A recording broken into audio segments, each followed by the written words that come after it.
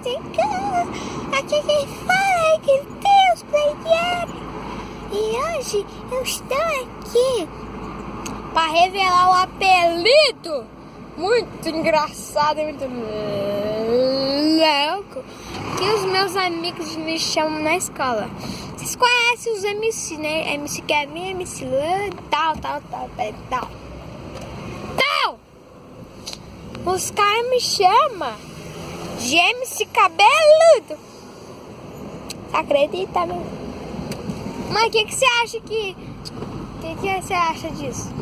Hein? Ali, galera, é um parque de skate ali, ó. Ali, ó, um parque de skate. Muito doido. Então é só isso. É engraçado. Eu só queremos falar, revelar o apelido que os moleques me chamam na escola. MC Cabeludo. É porque eu faço vídeo de, tipo, eu cantando rap, mas não é eu cantando, né? Eu ponho pra e as músicas eu fico assim, ó. Dublando.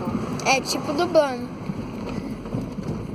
E os caras dá like nesses vídeos da minha escola, né? E eles são meus inscritos.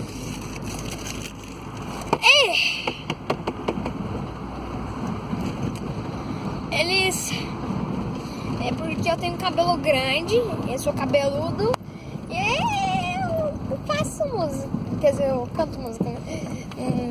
Mas eu não canto música. Dublo. Daí os caras juntou esse cabelo com a música e tornou MC Cabeludo. Eu já fiz vídeo de funk, eu acho. É de sarrada lá, que eu me machuquei feio. Tá, foi!